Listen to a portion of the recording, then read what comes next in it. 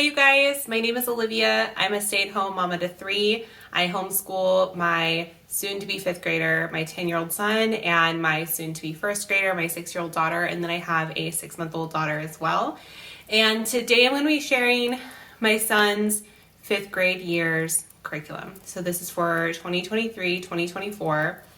That's insane that these are the years that we're in right now, by the way. I feel like the last 3 years have been a blur, and it's going to be 2024. That's crazy. Anyway, it's been a long time coming for my curriculum videos because I've done several update videos and that sort of thing. If you're interested in watching those, you can flip back. I'll link some down below from my channel. But basically, I had a baby at the beginning of February, and babies just make everything move so much faster, but also so much slower. And I just didn't have curriculum picked out in like March this year or April like I usually do. And we took a really long time to kind of just like slowly get through things this year. It was actually really nice. Also, with having a baby, I realized that our needs for our homeschool life were going to be they have to look a little different this year than they have in years past. So I started homeschooling my kiddo as a 1st grader. And so my other daughter was a toddler and I was just teaching one. So it was really easy to kind of just do a couple of hours of 1st grade work one-on-one with him that, you know, I was able to entertain and or put down to sleep my other kiddo. And that kind of worked for a couple years. And then my daughter entered kindergarten, and it was a bit of a juggle to kind of, you know, like figure out how to teach multiples at different levels at once, but you know, it wasn't too bad. And then we had the baby and it also is not too bad, but it just doesn't work the way that it once did. So for people that have more than 3 and you're homeschooling all sorts of different ages along with having littles and babies and toddlers in the house, hats off, like hats across the field, okay? Because how? I am learning every day. None of the days look like the days before. So I needed to pick something that was a little bit more student-led for my son, who is advanced in every single one of the subjects. And I know he can do a lot of this on his own. And I'm going to be giving him the opportunity to kind of lead this for him a little bit more so that I can work one-on-one a little bit more with my soon-to-be 1st grader, along with having a baby. That's part of our day. And so, first of all, not being involved and having my fingers in absolutely everything is not it for me. And I know that speaks a lot about myself, but that's just the way it is. Like, I like to, in my head, I'm like there and I'm guiding, you know, but it's probably a little bit more controlling than that. So this is hard for me to step back. I know this is going to help my kiddo gain some confidence as far as like taking care of things on his own throughout the day. Not that like I haven't had to read anything for him in years. He's always been able to read the directions and follow the directions himself, but it was very much like I still had like a hand and a step in each one of the curriculums. And because he was advanced, I was never really able to do like a boxed curriculum. And so I purchased, you know, this subject from this company at this level and this subject from this company at that level. And they were never necessarily grade level. Some of them were, like geography is not necessarily a grade level thing. So, you know, I would buy like the 4th grade, the 3rd grade, whatever. I couldn't do it this year for him like that. And so I purchased a box curriculum. Don't turn off the video yet, wait. Anyway, purchased a box curriculum, and we're gonna see if it works well this year. Was this an expensive experiment? Yeah. But I think no matter what, he's going to gain so much at the end of the year, whether we enjoyed this curriculum and this type of learning or not. Let me show you some independent things and then I will dive into that. So first of all, for handwriting, this is the Getty Dubé Italic Handwriting Series. My son had been doing the Good and the Beautiful handwriting, and he had like done through like started cursive and stuff. His cursive is really nice. Like he's got some readable, nice looking cursive. Love this kid to death, but he needs some help on print. It's just like I remember growing up in public school and just passing notes, and like it was just always so funny to see the boys handwriting within notes, or you know, what have you, and like it's very reminiscent of that, which in itself is fine, because I can only imagine for my 10-year-old what his life is going to look like as an adult, how much handwriting they're actually going to be doing and using, and how much will be typed. But I don't know what that future will look like for him, so I'd like to prepare him. I picked C because this is still mostly print, and then they start getting into some cursive at the end, which I think is going to be a good level for him. This is the italicized one, so they kind of, it's reminiscent to me a little bit of like Danielian handwriting, where it kind of has the swoop at the end of a lot of the letters, and so it teaches you how to just then connect it to the next letter, which I think is how a lot of handwritings wind up being your handwriting in general, like as an adult. You know, like if I'm printing something, I kind of just grab for the next letter, and then it looks like a mixture of print and cursive. I did not do any sort of handwriting books with him until I was like kind of getting like some independent work for my daughter that she could do on her own while I was doing schoolwork with my son and lessons with my son, and that was a handwriting book. So I was like, oh, I'll just get a handwriting book for my son too, and I started with cursive for him. And so he's never had a print handwriting booklet before. So I think that this will be nice. If his handwriting changes at all, I think it will be good. It will be an improvement. And there's still some cursive in here, so I don't feel like he's gonna feel like it's super remedial. Okay. The program that I purchased his curriculum through, you can definitely purchase math through them as well. I did not, because we have been using Singapore Primary US Edition math for him through second grade. And so this is just tried and true, and it's what works. So we're gonna finish up A, and then move on to B. And then I don't know if we'll hit 6th grade this year for math. We'll see. But 6th grade is the last year for Singapore Primary US Edition. So I will then be looking for another math program, but I don't even know if we're going to get to 6 this year. He's like in between. He was already at 5th at the end of his 4th grade school year. So, but I don't know. We'll see. All right. For his core work, I purchased, and we will be doing Moving Beyond the Page. If you've been with me for like since the beginning of when I've been sharing videos, I purchased the youngest program, I think it's for 4 to 5 year olds, for my daughter when she was in pre-K. And I utilized Moving Beyond the Page, and I really loved it for her. It looks a little different in the older years.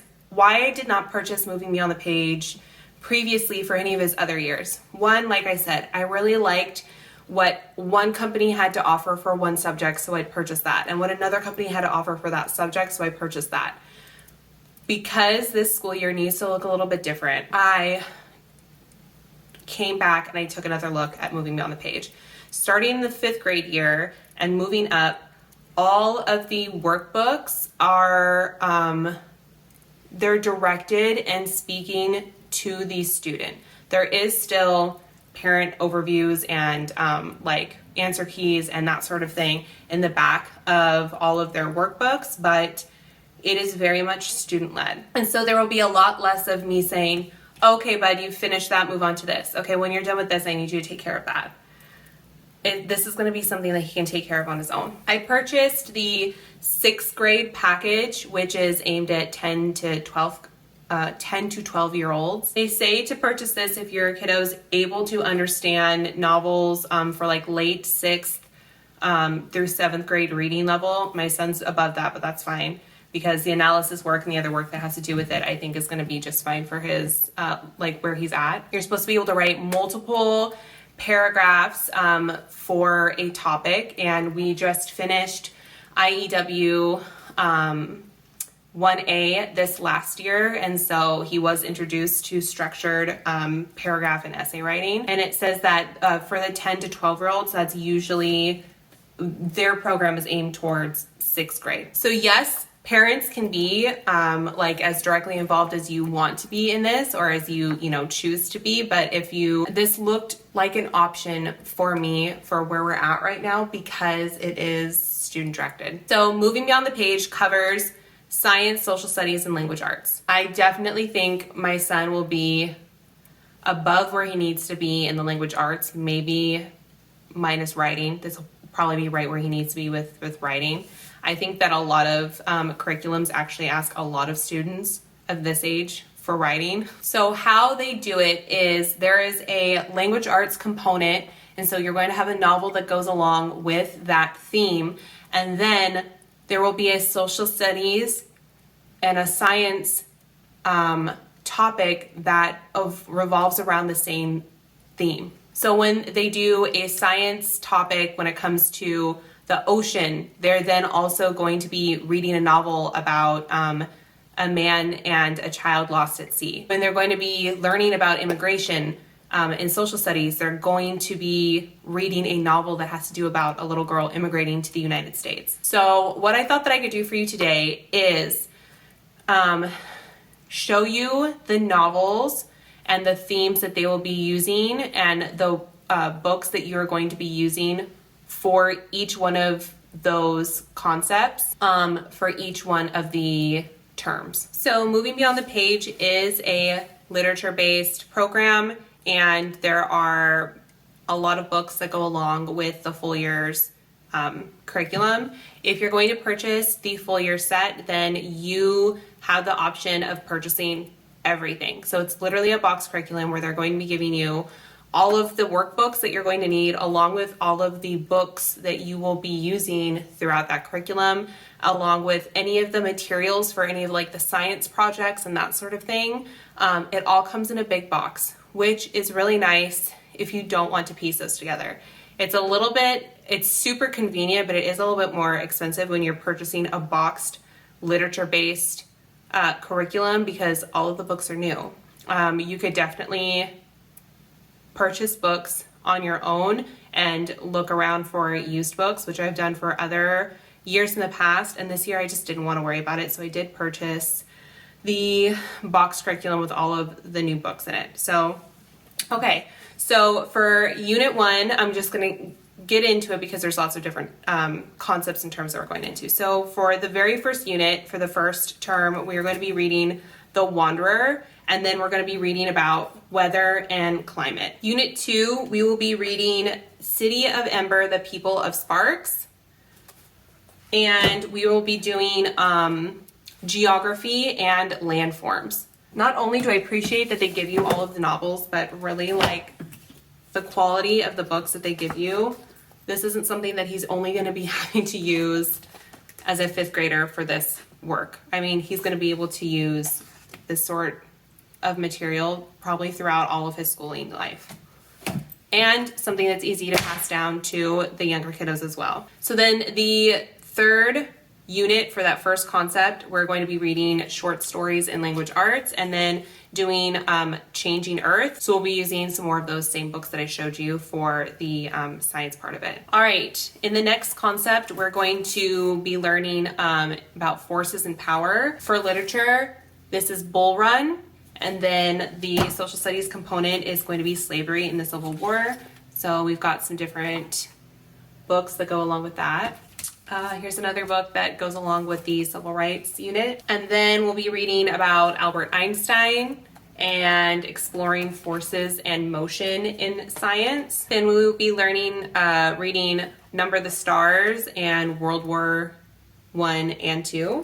The next concept is change. So the first unit is going to be reading Tech Everlasting and going over matter. We will be going over some more civil rights, and we'll be reading Roll of Thunder, Hear My Cry, along with some of those other social studies resources that I showed you before. And then we'll be reading The Giver and reading about chemical change.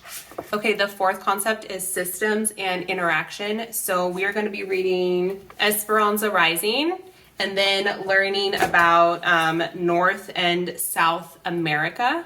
And then for literature, the next unit is The Tree That Time Built. This is the poetry unit. And then we'll be learning about cells. And the next unit is using Secret of the Andes for language arts. And then the other geography and social studies resources that I showed you before for some more Incas, Aztecs, and Mayans. I did not purchase, like I said, the math component that this company offered, but I did see some math books and it was really hard for me to say no to them, so I purchased them separately.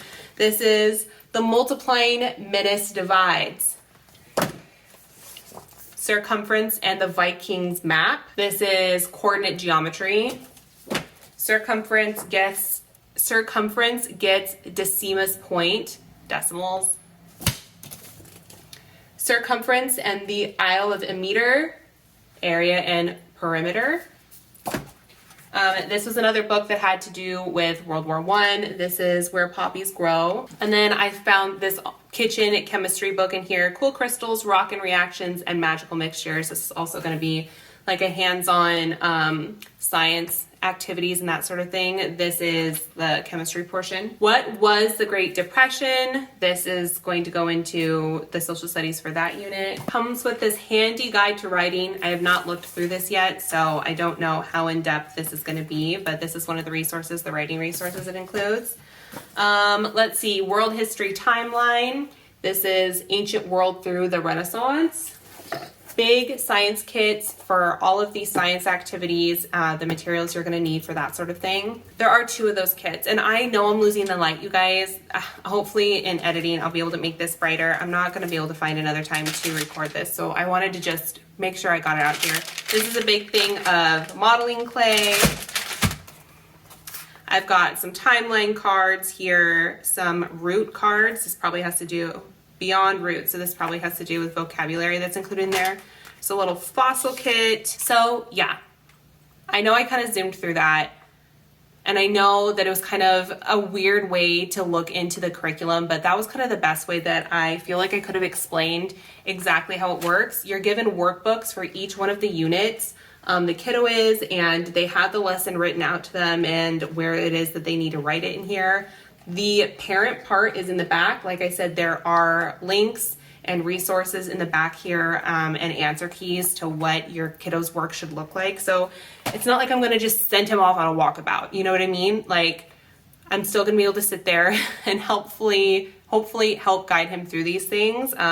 Obviously prepare and read over the books and know what it is that he is going to be getting into as he's getting into them himself. But I hope that this is like as helpful as I'm hoping it's going to be this year. I know that it's going to be kind of a different dynamic. If this doesn't work out the way this year and we didn't like enjoy it the way that I'm hoping it will, then I will just do it differently than next year. And my littlest will be a little older, my middle will be a little older, and the dynamics will be different again. So yeah, this is why it took so long to get this curriculum video out to you guys, and I hope you enjoyed looking through this curriculum this way. I know unit study things are like either love or hate, and I always assumed that I hated them.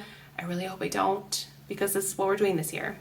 So yeah, if you guys have any questions, feel free to leave them down below, and thanks so much for joining me, and I will see you guys in the next one.